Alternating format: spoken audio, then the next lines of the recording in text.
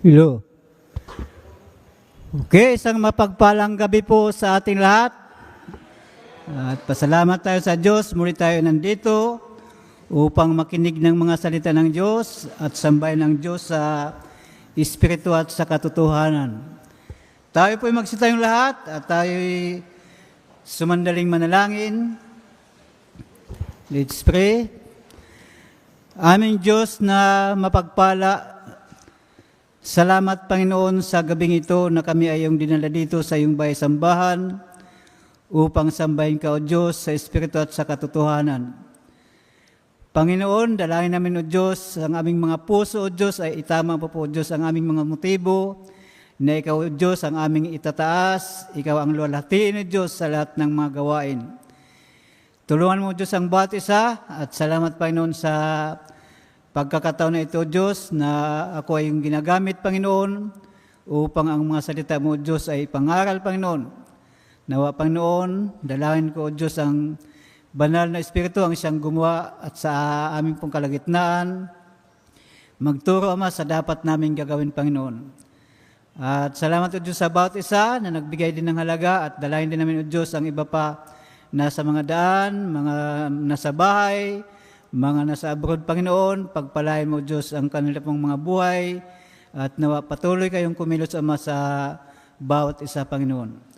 Ama, patawad, Ama, sa aming pong mga kasalanan at ang lahat ito dalangin namin sa tanging matayos na pangalan ng Panginoon Hesus. Amen.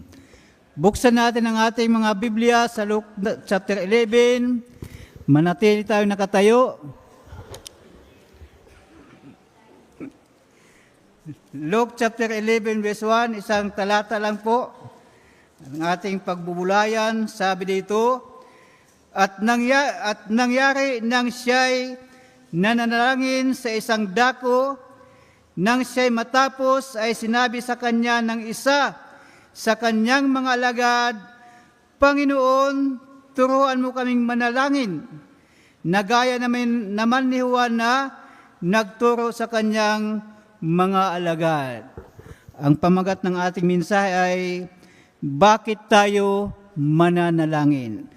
Okay, tayo magsiupo na po. At kayo lang magsiupo. Ako ay hindi pwede. Ako muna ay awit. Bawat hakbang.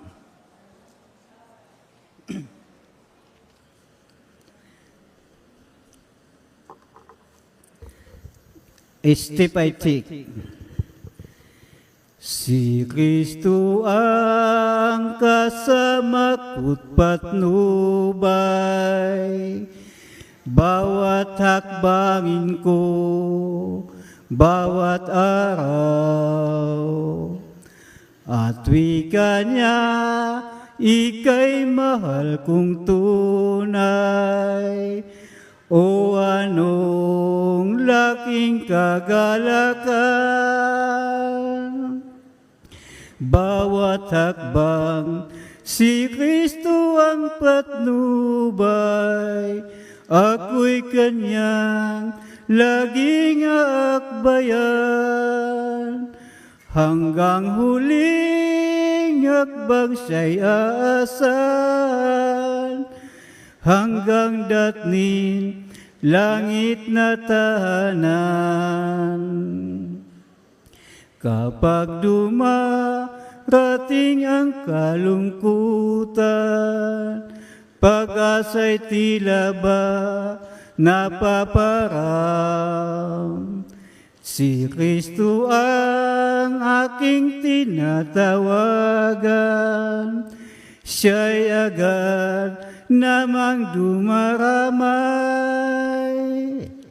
Bawat hakbang, si Kristo ang patnubay, ako'y kanyang laging aakbayan. Hanggang huling hakbang siya'y aasan, hanggang datnin langit na tahanan. Kahit ano ang dumating sa buhay, kay Kristo lang ako mananangal. pagkat siya ang daat katotohanan na patungo sa kalangitan. Bawat hakbang si Kristo ang patnubay, ako'y kanyang laging akbayan. Hanggang huling hakbang siya'y aasan, hanggang datnin langit na tahanan. Amen. Tunay nga sa lahat ng hakbangin natin, ang Diyos ang ating kaagapay. Sabi dito sa ating pamagat, bakit tayo mananalangin? Isang tanong, madali ba o mahirap ang manalangin? Ha? Para sa inyo, madali ba o mahirap ang manalangin? Diba? Ito yung isang gawain na minsan ay kinakaligtaan natin. Diba? Mahirap manalangin kung ikaw antok na antok. Diba? Mahirap talaga gumising. Lalo na kung may schedule ka na manalangin. Kasi noon ay mayroon tayong schedule ng pananalangin. Diba? Mayroon doon dati. Pero ngayon ay biglang nawala. Bawat oras ay may naka-schedule. O, diga, marami tayo. Natatandaan niyo ba yun? Oo, nang si Pastor Joseph ay nandito siya ang nag-schedule. Brad, anong oras ka? Sister, anong oras ka? Magdamag yan. Oo, pero ngayon ay biglang nawala na. Diga? Pero ang tanong, kayo ba ay nananalangin pa? Siyempre, di ba, yan ay napakalagang gawain. Kaya nga sabi ng mga alagad ng ating Panginoon na turuan mo kayong manalangin. Dahil ang panalangin ay isang mahalagang gawain. Oo, sa Korea ay sabi ng isang misyonary doon sa Quezon City, ang simbahan doon ay bukas lamang magdamag. Bakit? Bawat oras ay mayroon naka-schedule na manalangin. Oo, kaya kahit walang bantay, mayroon doon pumapasok. Magdamag yon, bawat oras ay, sabi niya sila ay pumupunta doon upang manalangin. Di ba?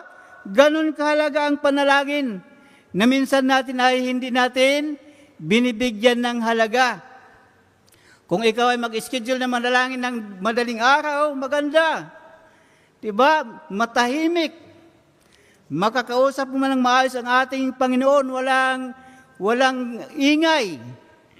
Diba? Kasi nga, ang panalangin ay gawain espiritual. Oo, kayo ba'y naniniwala na ang panalangin ay gawain espiritual? Oo, kasi kaya pag ikaw ay mahinang espiritual, hindi ka makapanalangin. Bakit? Kasi natatalo tayo ng ating laman. Diba sabi nga sa Matthew 26 verse 41, ang sabi sa Matthew 26 verse 41, kayo'y mangagpuyat at magsipanalangin upang huwag kayong magsipasok sa tukso.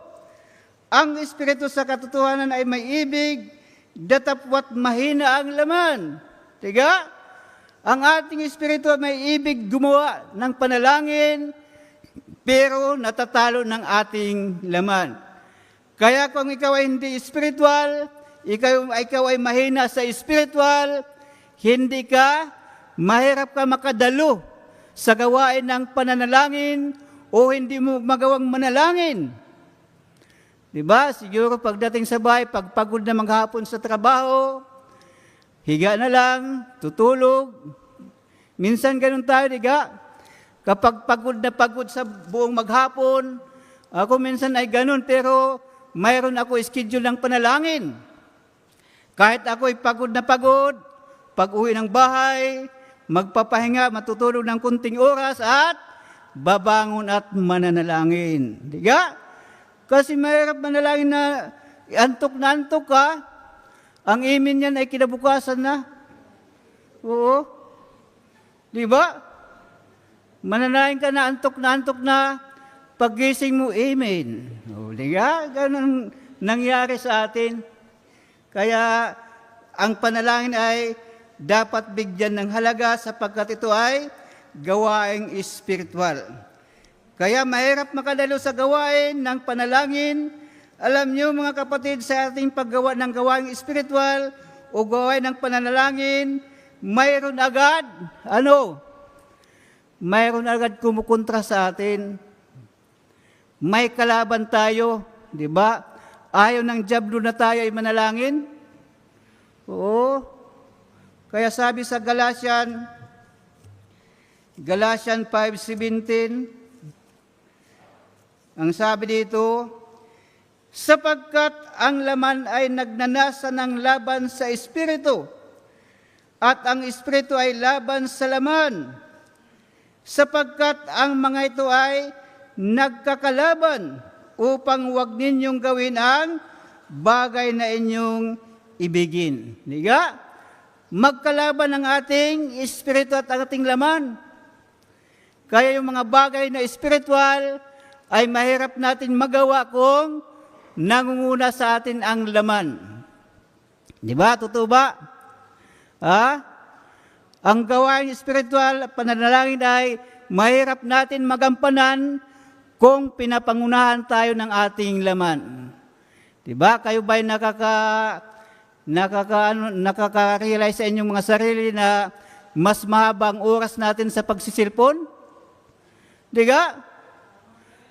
Kahit magdamag silpon. Mayroon mga nababalita na nasira ang buhay dahil sa paglalaro ng MJ. Nasira ang buhay. Dahil sa pagsisilpon ay lumuwa ang mata. Mga balita yan. Di ba? Kasi mahabang oras natin sa ating cellphone, pero sa pananalangin ay saglit lamang. Diga, tayo mamaya ay bibigyan tayo ng pastor ng 20 minutes o 30 minutes na pananalangin. Pero minsan ay wala pa eh. Marinig mo na parang mga bubuyog.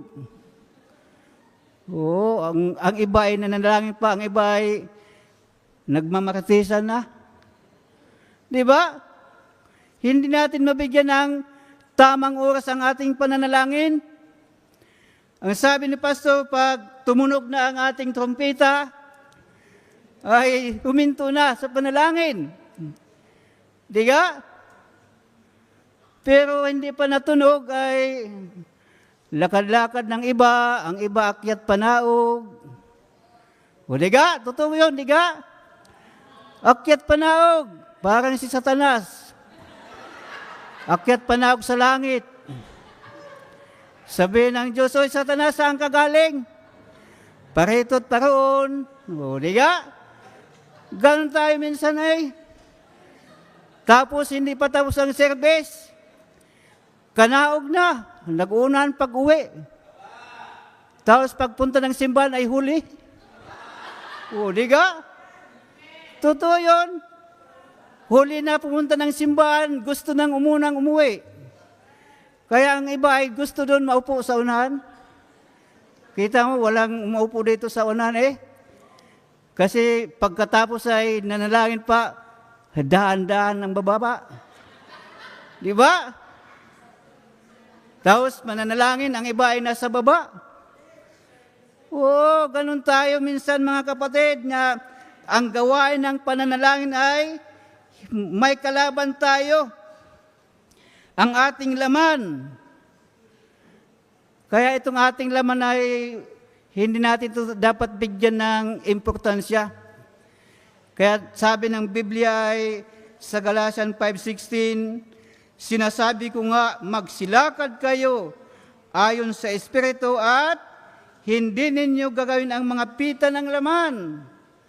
Dapat tayo lumakad sa espiritual paglakad para ang ating laman ay huwag natin bigyan ng puwang.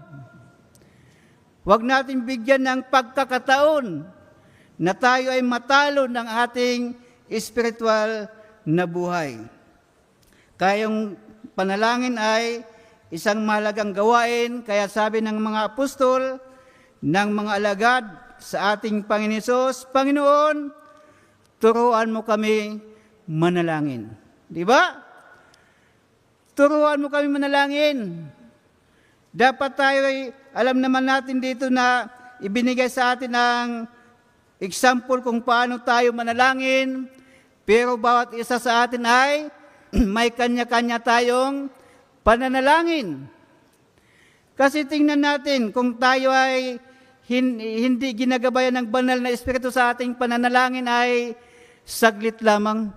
Oo. Kaya kung tayo manalangin, sabi nga, namnamin natin ang pagkilos ng banal na Espiritu sa ating buhay. Kasi pag ang banal na Espiritu ang kumikilos sa ating mga buhay, kaya natin manalangin ng 1 o 2 oras. Diga? Kasi pag walang gabay ng banal na Espiritu, basta manalangin lang, ayos na. Para lang tayo kumakain na nalangin. Diba? Mayroon nga isang pastor doon sa Maynila na nagtanong sa isang pastor, Pastor, ilang oras ka nananalangin? Sabi ay 2. Ang iba naman ay 1 oras. Di ba? Kaya ganun kahalaga ang gawain ng panalangin. Kasi sabi sa Matthew 26 na ang mga alagad ay inano ng ating Panginoon na sila ay ng ating Panginoon ay nananalangin doon sa bundok. At pagbaba niya ay tulog ang mga alagad.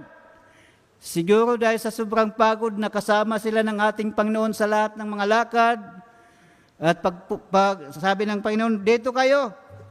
Matira kayo dito, maayawan kayo dito at ako ay pupunta doon upang manalangin.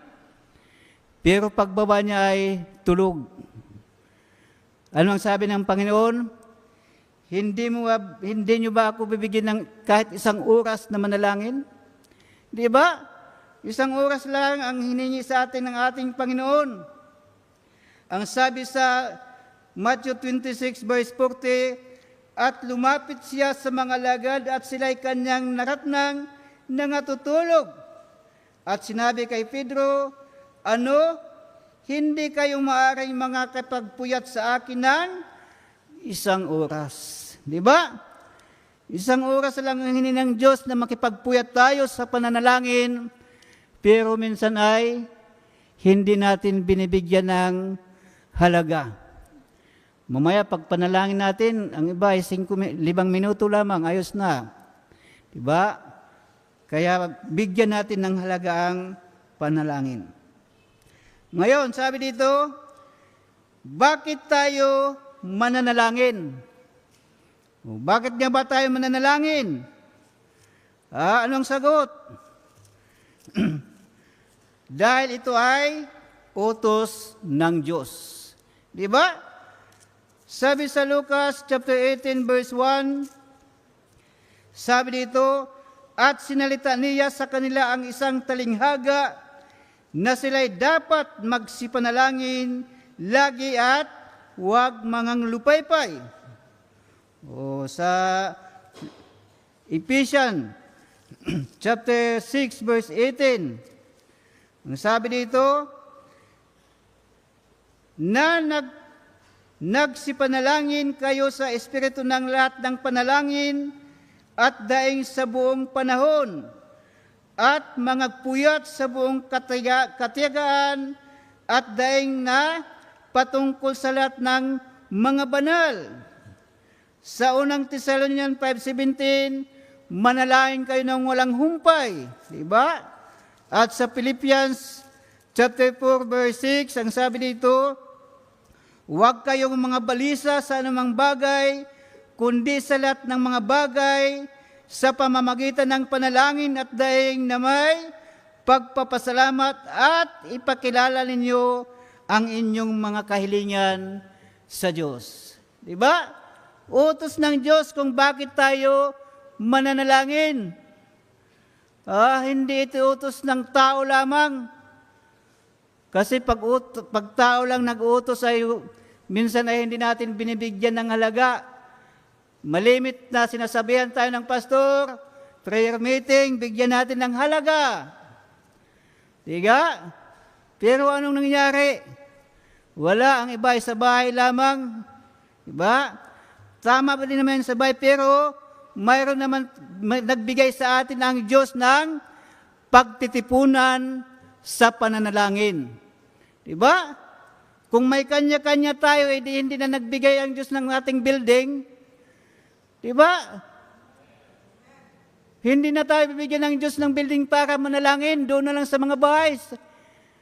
Diba? Yan naman ang gusto niya eh. Pero binigyan tayo ng Diyos ng building upang doon ay magkakatipon tayo sa pananalangin. Bakit tayo inutusan ng Diyos na manalangin? Dahil sa panalangin tayo ay tumitibay at nagiging matatag ang ating pananampalataya sa Diyos. Kaya ang isang Kristiyano na kulang sa panalangin, ang buhay ay pasimplang-simplang. Umatin o hindi, okay lang sa kanya. Mahuli o mauna ay okay lang sa kanya. Dahil kulang sa panalangin. Alam niyo, kung tayo ay nanalangin na tayo ay makadalo sa mga gawain, makakadalo tayo kasi yan ang ating panalangin. Pero bakit hindi tayo nakakadalo? Kasi wala tayong panalangin na ganon. Diga? Kayo ba'y nanalangin na makadalo? Ha? Mga nasa bahay, kayo ba'y nanalangin na makadalo ng gawain ng pananalangin? Yan ba ang panalangin ninyo? O wala kayong panalangin na ganun? Diba? Kung tayo nanalangin na tayo makatin ng gawain sa panalangin, lahat tayo ay nandito. Pero bakit kukunti lamang ang nanalangin? Ang mga nakakatin ng gawain ng pananalangin, sila lamang yung nanalangin na sila ay makadalo sa gawain ng pananalangin. Diba? Tunay yan, mga kapatid. Dahil kung tayo ay nanalangin, dapat bigyan natin ng halaga. Kaya sabi dito, dahil sa panalangin tayo ay tumitibay at nagiging matatag ang ating pananampalataya sa Diyos at nakukontrol natin ang ating mga kilos. Hindi tayo basta-basta gumagawa ng desisyon sa buhay nang hindi kalooban ng Diyos. Diba? Hindi ka basta-basta nagagawa ng desisyon. Kailangan mo muna ipanalangin sa Diyos. Diba? Huwag tayong umarangkada agad ng walang panalangin. Kikilos tayo, magdadrive tayo ng walang panalangin. Diba? Kaya ang ating buhay sa panalangin dapat ay may tamang direksyon. Mayroon tayong pinupuntiryan, ito ang aking pupuntahan. Ito ang aking destinasyon. Kapag wala tayong panalangin ay katulad lamang tayo ng sasakyan sa dagat. Ang sasakyan sa dagat, ano nagkukontrol sa kanila para makarating sa kanilang destinasyon? Diba? Yung timon. Alam yung timon? Kung sa sasakyan ay manibila, sa bangka ay timon. Ito yung nagpapabaling kung kakaliwa o kakanan. Diba? Kung walang ganyan ay walang patutunguhan ang isang bangka sa dagat. Baka magpaikot-ikot na lang. Tiga? Ganun minsan ang ating buhay. Kung hindi tayo nanalangin, walang ang ating mga buhay ay paikot-ikot na lamang. Kahit saan gusto mapunta, doon ka pupunta. Pero kung mayroon tayong panalangin ay mayroon tayong direksyon na mapupuntahan. Kasi ang banal na Espiritu ang nag-guide sa atin. Oo, ang banal na Espiritu ang siyang tumutulong sa atin. Sabi sa Romans chapter 8, Romans chapter 8 verse 26, ang sabi dito, at gayon din naman ang Espiritu ay tumutulong sa ating kahinaan sapagkat hindi tayo marunong manalangin ng nararapat, ngunit ang Espiritu rin ang namamagitan dahil sa atin ng mga hibik na hindi maisasaysay sa pananalita. Diba? Hindi mo lang isasabihin mo, ang banal na Espiritu ang siyang tutulong sa iyo. Diba? Kaya dapat natin bigyan ng halaga ang panalangin sapagkat ito utos ng ating Panginoon. Ano ang makikita natin sa mga talatang ating binasa sa Luke chapter 18 verse 1, Ephesians 6:18, Philippians 4:6, 1 Thessalonians 5:17, kapag ang isang Kristiyano ay mapanalanginin, walang puwang sa kanya ang manglupaypay. Diba? Walang puwang sa kanya ang manglupaypay kasi sabi ng Biblia na magsipanalangin kayo lagi at huwag manglupaypay. Kasi ang Diyos ang nagbibigay sa atin ng kalakasan. Diba? Sa Philippians chapter 4 verse 13, ang sabi dito, lahat ng mga bagay aking magagawa doon sa nagpapalakas sa akin. O diga? Ang Diyos ang nagbibigay sa atin ng kalakasan. Kaya kung magawa man natin ang gawain ng panalangin, dahil yan sa Diyos. O dahil ang Diyos ang kumukontrol sa atin mga buhay. Sa mga awit, chapter 46, verse 1, sabi dito, awit 46, verse 1, ang Diyos ay ating ampunan at kalakasan, handang saklulo sa kabagabagan. O diga? Ang Diyos ang tumutulong sa atin, kaya kung tayo ay mananalangin, mapanalanginin, walang puwang sa atin ang manglupaypay. Ano pa? Walang puwang sa atin ang matisod. Diba? Hayain na yan. Walang puwang sa atin yung mga natitisod. Bakit ka natitisod? Ha?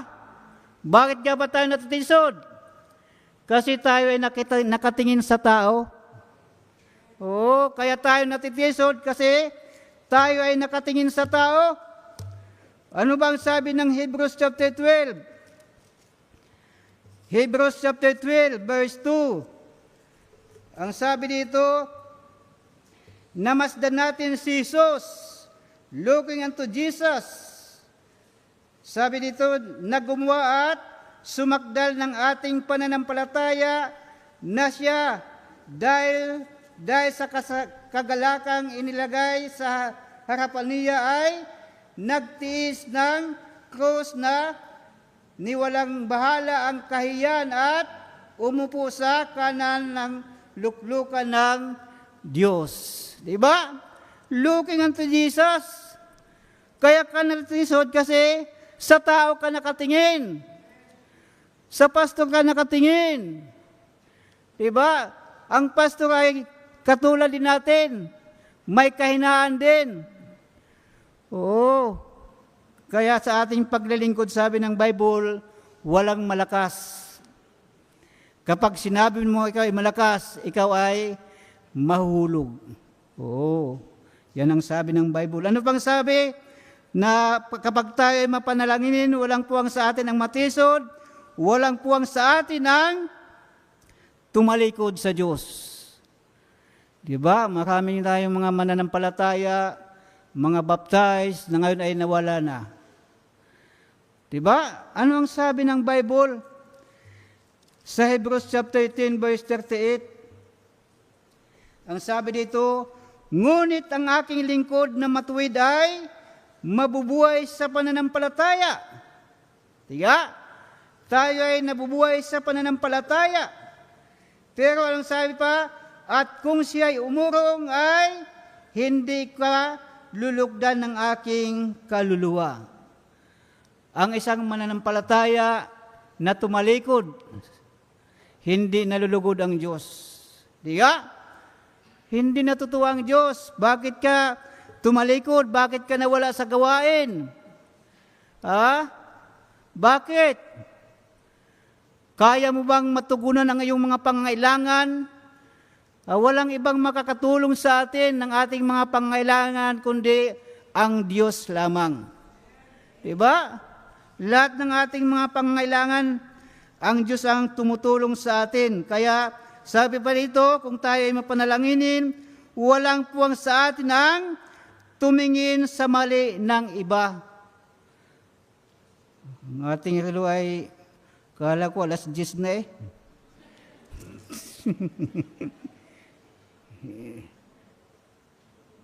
Oh, di ba? Kung tayo ay mapanalanginin, walang puwang sa atin ang tumingin sa mali ng iba, yung pagkakamali ng iba. Di ba? Huwag natin tingnan ang mali ng iba. Sabi ng Bible, huwag mong tingnan ang puwing ng iyong kapatid. Di ba? Sabi sa Matthew chapter 3, Matthew chapter 7 verse 3 and 5, ang sabi dito, at bakit mo tinitingnan ang puwing na nasa mata ng inyong kapatid? Ngunit hindi mo pinapansin ang tahilan na nasa iyong sariling mata? O paanong sasabihin mo sa iyong kapatid, pabayaan mong alisin ko ang puwing sa mata mo at narito ang tahilan sa iyong sariling mata? Ikaw na mapagpaimbabaw, alisin mo muna ang tahilan sa iyong sariling mata at kung magkagayoy, makikita mong malinaw ang pag-alis mo ng puwing sa mata ng iyong kapatid. Hindi ka? Huwag tayong tumingin sa mali ng iba. Kasi mayroon mga mananampalataya, mayroon mga tao na nakatingin sa atin.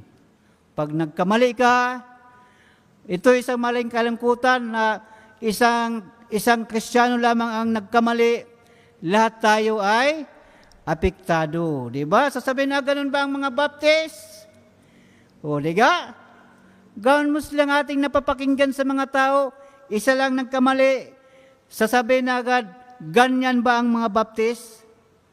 O, diga? Kaya tayo ay, sabi nga, ang sakit sa kalingkingan ay ramdam ng buong katawan. Kasi isang katawan tayo eh. Kaya isang nagkamali, lahat tayo ay apektado. Diga? Yan ang dapat natin tandaan. Pangalawa, bakit tayo mananalangin upang mapagtagumpayan natin ang gawa ng kaaway?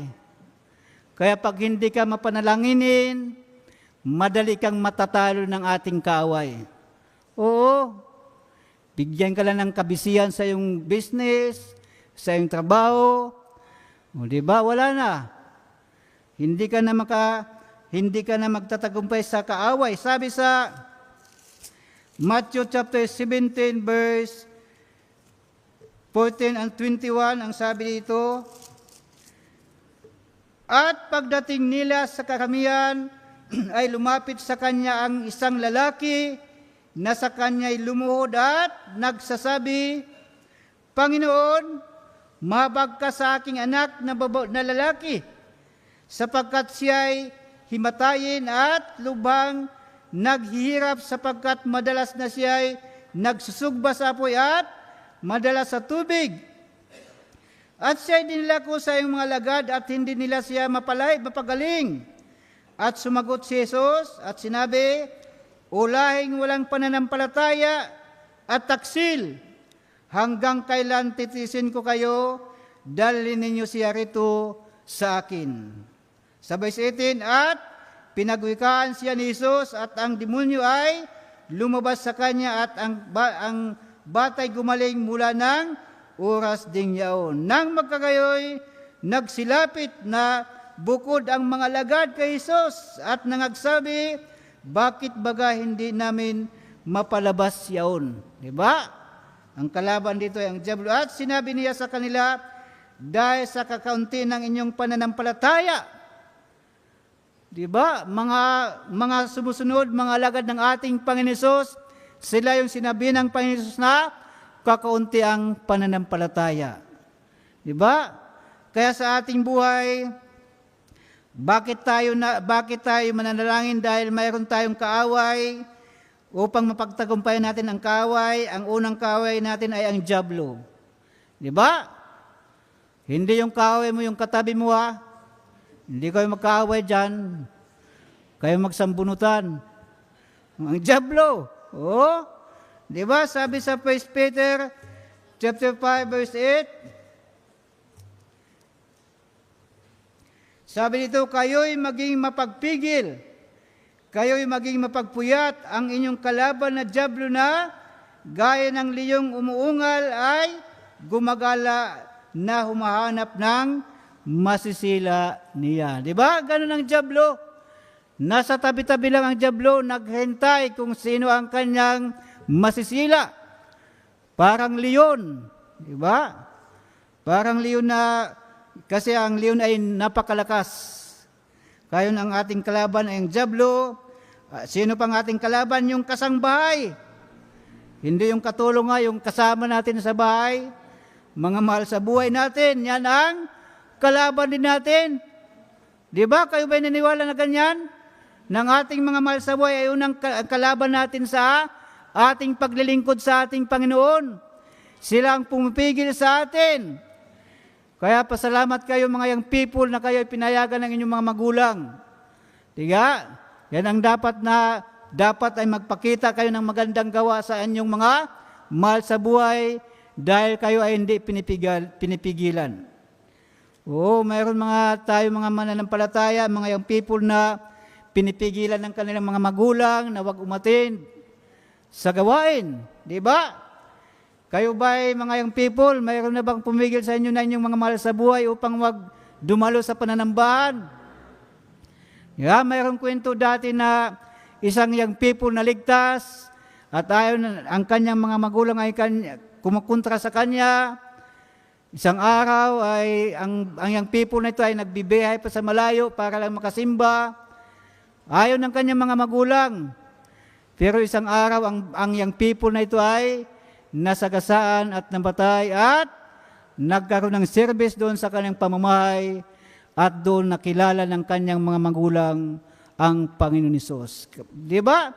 Minsan ginagamit ng Diyos ang ating kamatayan para ang ating mga mahal sa buhay ay maligtas, makakilala sa Diyos.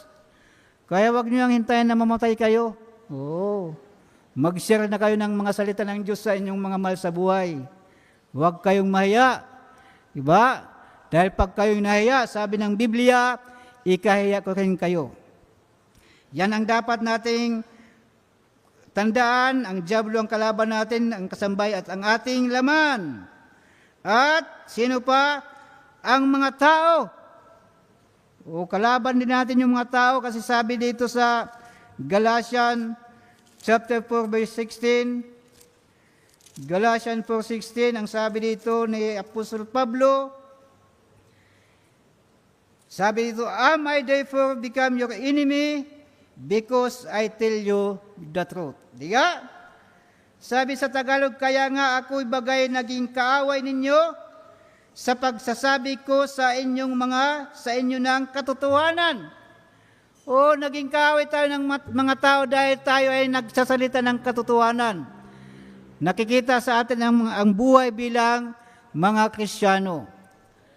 Kaya kung ikaw ay hindi ka nagsishare ng mga salita ng Diyos, kakampi ka ng tao. O, di ba? Pero kung ikaw ay masagana na nangangaral ng mga salita ng Diyos, tandaan nyo, may mga tao na magagalit sa iyo.